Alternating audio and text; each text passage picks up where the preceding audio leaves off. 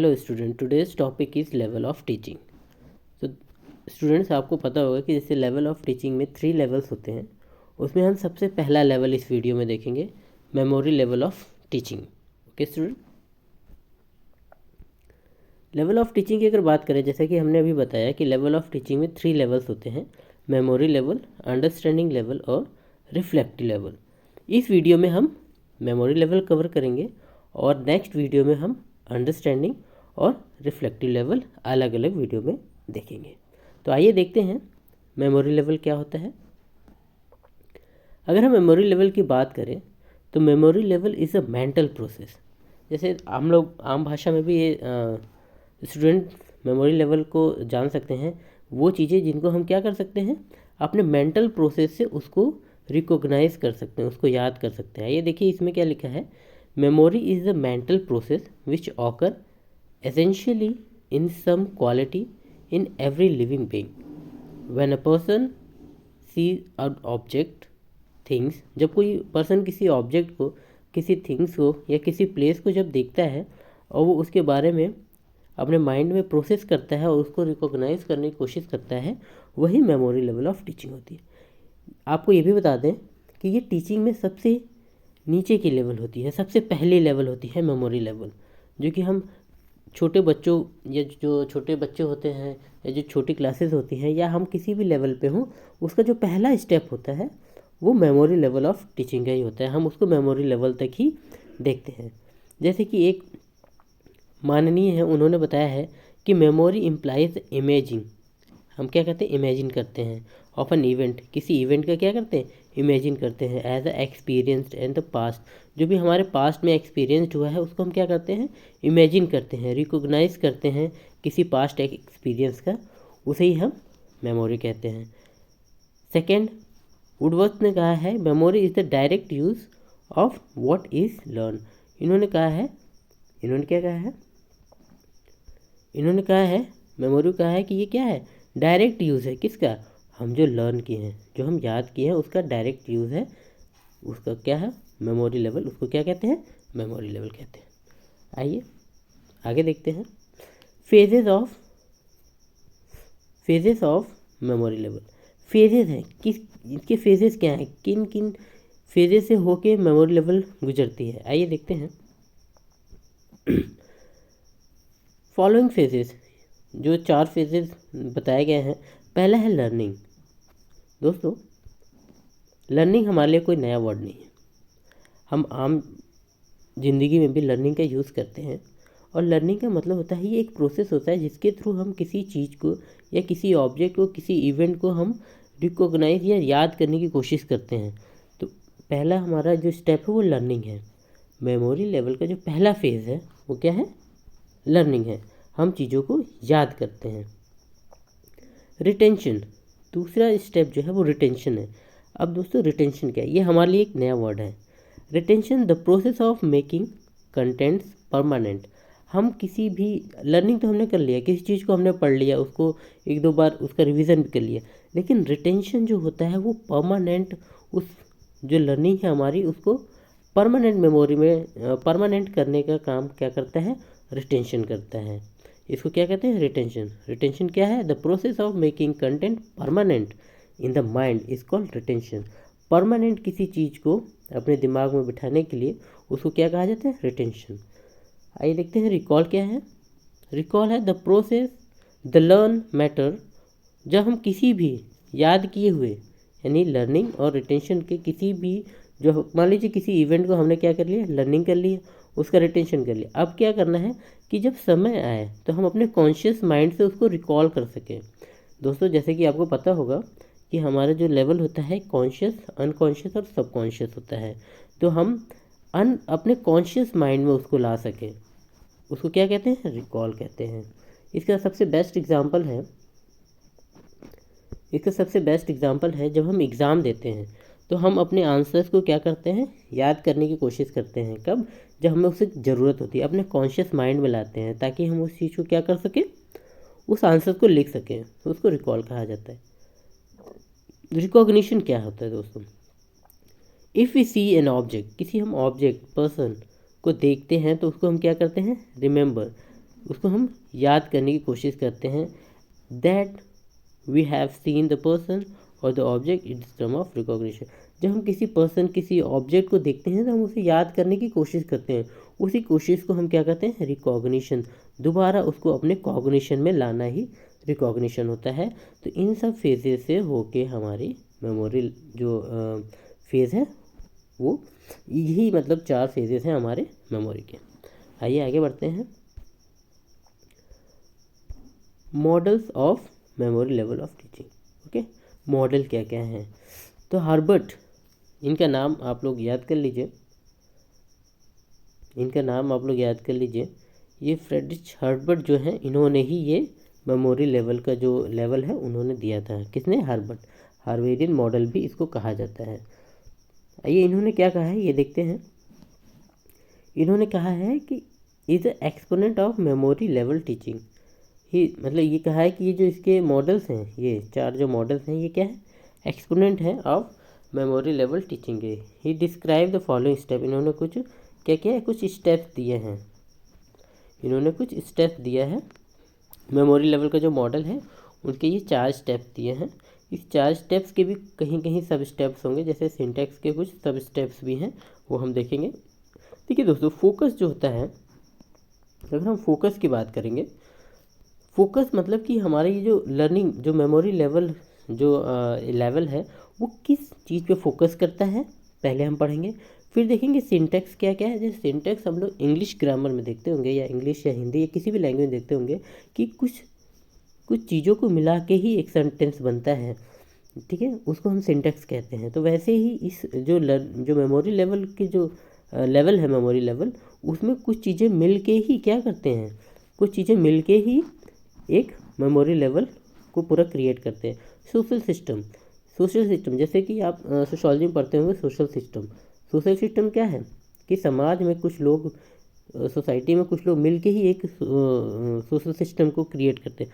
वैसे ही हम देखेंगे कि मेमोरी लेवल में ऐसे कौन कौन से सोशल सामाजिक ऐसे लोग हैं जो उसमें आते हैं। जैसे कि फॉर एग्जांपल टीचर्स आ जाएंगे, स्टूडेंट्स आ जाएंगे।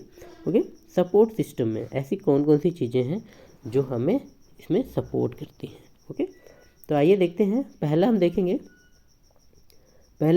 फोकस। ओके, पहले हम देखते हैं कि फोकस किस चीज़ पे करता है।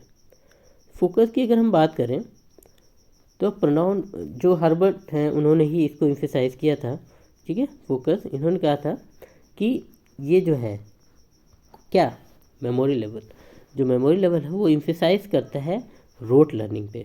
किस पे एम्फेसाइज करता है दोस्तों?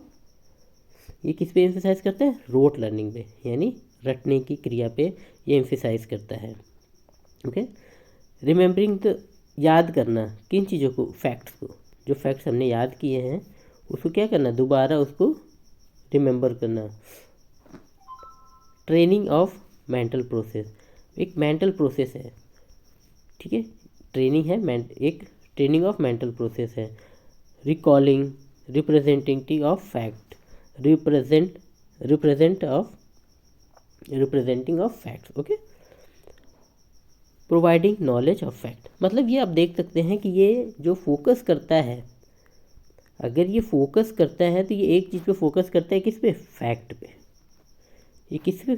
फैक्ट के लर्निंग पे, फैक्ट के क्या नाम है, फैक्ट्स को रिप्रेजेंट करने की बात करता है, रिकॉलिंग की बात करता है, फैक्ट को एक प्रोवाइडिंग नॉलेज की बात करता है, और रूट लर्निंग पे बात करता है। आइए आगे बढ़ते हैं। सिंटैक्स की अगर हम बात करें तो the division of memory level teaching has been, मतलब वही हर्बर्ट ने ही इसको डिवाइड किया था 5 स्टेप्स में। इसको क्या कहता है? सिंटैक्स जो है, कहा था कि जो हमारी मेमोरी है, मेमोरी लेवल ऑफ टीचिंग जो है वो क्या होता है? इन 5 स्टेप्स के ही घूमता है। आइए देखते हैं 5 स्टेप्स क्या है हमारे। जो पहला है प्रेजेंटेशन, ये दोनों एक ही स्टेप मानिएगा, प्रेजेंटेशन और statement, sorry preparation. Okay, preparation and statement of aim. पहले हम एज अ टीचर हम क्या करते हैं, हम कंटेंट को क्या करते हैं, कंटेंट की प्रिपरेशन करते हैं ना, कि हमें क्या पढ़ाना है, कैसे पढ़ाना है, उसका हम क्या करते हैं? प्रिपरेशन करते हैं, लेसन प्लान करते हैं। फिर हम स्टेटमेंट ऑफ एम, ओके, हम प्रेजेंटेशन में हम ये देखते हैं कि हम कौन सा क्वेश्चन पूछेंगे, अपने टॉपिक को कैसे इंट्रोड्यूस करेंगे, ठीक है, डेवलपमेंट्री क्वेश्चंस क्या क्या रहेंगे, तो ये हम प्रिपरेशन में तय कर लेते हैं।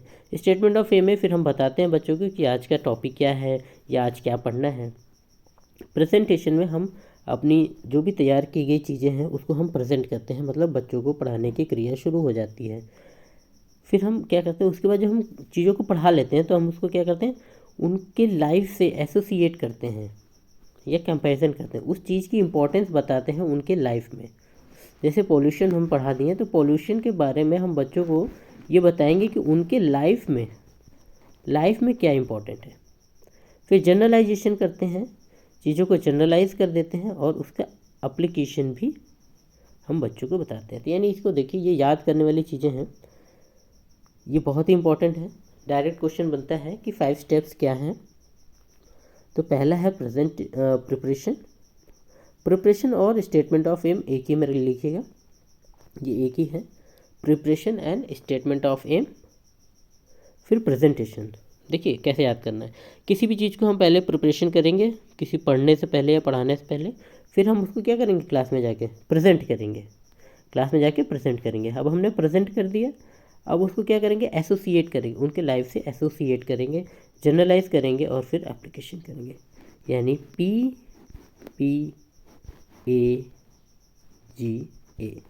ठीक है। P फॉर प्रिपरेशन, फिर P for presentation, A for association, G for generalization, A for application. Okay students, आगे बढ़ते हैं। सोशल सिस्टम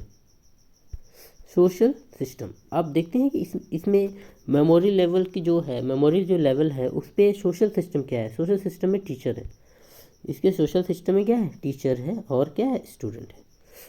समाज के दो लोग हैं, टीचर्स और स्टूडेंट्स।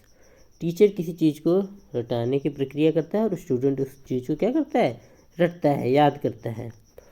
इसमें जो पहला जो लेवल है, मतलब जो सबसे ज़्यादा इम्पोर्टेंट है, वो टीचर्स है और फिर उसमें स्टूडेंट्स हैं। ओके, यानी ये टीचर सेंटर्ड है। ये क्या है, टीचर सेंटर्ड लर्निंग है, ये स्टूडेंट सेंटर्ड लर्निंग नहीं है।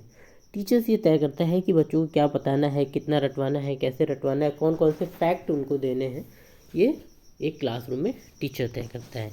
इसमें आप देख सकते हैं कि इस classroom passive student who functions as a unresponsive listening. हाँ, वो क्या करते हैं, टीचर्स क्या होता है, एक्टिव होता है। टीचर्स क्या होता है इसमें, टीचर्स और स्टूडेंट कम एक्टिव होता है और टीचर क्या होता है, ज़्यादा एक्टिव होता है। इसमें देख सकते हैं, ही डिक्टेट, कौन, टीचर क्या करता है, डिक्टेट करता है। टीचर अथॉरिटेटिव होता है, यहाँ आप देख सकते हैं अथॉरिटेटिव है, टीचर क्या है, अथॉरिटेटिव है, वो डिक्टेट करता है, स्टूडेंट उसको सुनता है। मतलब एक जो ट्रेडिशनल क्लासरूम होती है, क्लास आप प्राइमरी की स्कूलों में देखेंगे कि जो एक ट्रेडिशनल क्लासरूम होता है, टीचर बोलता है अल्फ़ाबेट्स को, A for Apple, B for boy, और स्टूडेंट उसको रटते हैं, वो समझ लीजिएगा कि वो मेमोरी लेवल की क्लास है। देयरफॉर टीचर का रोल क्या होता है, अब बहुत बढ़ जाता है, क्योंकि ये टीचर सेंटर्ड है।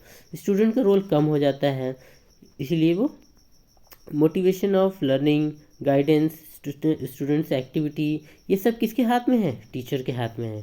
टीचर क्या करता है, बच्चों को मोटिवेट कर सकता है, वो चाहे तो बच्चों को डिमोटिवेट भी कर सकता है। इसीलिए बहुत टीचर की इम्पोर्टेंस बहुत हो जाती है इस लेवल पे।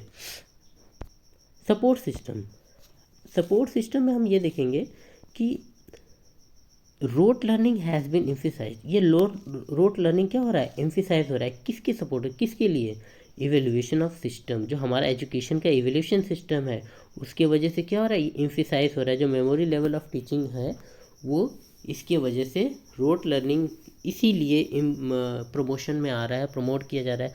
आप देख सकते होंगे कोई भी कॉम्पिटिटिव एग्ज़ाम्स हो, उसमें मोस्टली क्वेश्चन जो होते हैं यूपी के या कहीं के भी, वो रोट लर्निंग पे ही होते हैं। बिकॉज ऑफ दिस, इसकी वजह से क्या हो रहा है कि हम, हाँ, इस वजह से कि हम उसको मेमोरी लेवल पे जज कर रहे हैं, बच्चों को इवेलुएट कर रहे हैं, तो हम उनको किस चीज़ पे, ओरल और रिटन दोनों तरीके से हम उनको क्या कर सकते हैं, यूज़ कर सकते हैं। अगर हम मेमोरी लेवल की बात करें तो हम उससे कैसे कर सकते हैं, ओरल भी उससे डायरेक्ट पूछ सकते हैं ओरली, और उसको रिटन फॉर्म में भी लिया जा सकता है। जैसे कि ऐसे टाइप क्वेश्चन जो होते हैं वो बहुत ही ज़्यादा हेल्पफुल होते हैं इस लेवल की टीचिंग को जानने के लिए कि बच्चों का ये लेवल पूरा हुआ कि नहीं। ओके, एक बार फिर कहते हैं कि ये जो लेवल होता है वो सबसे निचले स्तर का लेवल होता है मेमोरी लेवल। इसमें टीचर्स जो होता है इस सेंटर्ड होता है, टीचर सेंटर्ड होता है, स्टूडेंट सेंटर्ड नहीं होता है। और इसको मोस्टली क्लास 5 तक और जब बच्चे छोटे होते हैं तो इस लेवल का ज़्यादा यूज़ करना चाहिए और ज़्यादा एम्फेसाइज करना चाहिए, क्योंकि उस समय बच्चों को ज़्यादा अच्छे से चीज़ें लर्न होती हैं, फैक्ट को बहुत जल्दी रटते हैं। ओके दोस्तों, आई होप कि ये सब कुछ जो भी बताया गया है आप लोगों को समझ में आया होगा। अगर चीज़ें समझ में आ रही हैं तो गुरु दक्षिणा के रूप में आप ये लाल वाला बटन दबा सकते हैं। ये हमारे रीइंफोर्समेंट का काम करता है। तो चैनल को सब्सक्राइब करें, लाइक करें और अपने सुझाव कमेंट बॉक्स में लिख सकते हैं। धन्यवाद।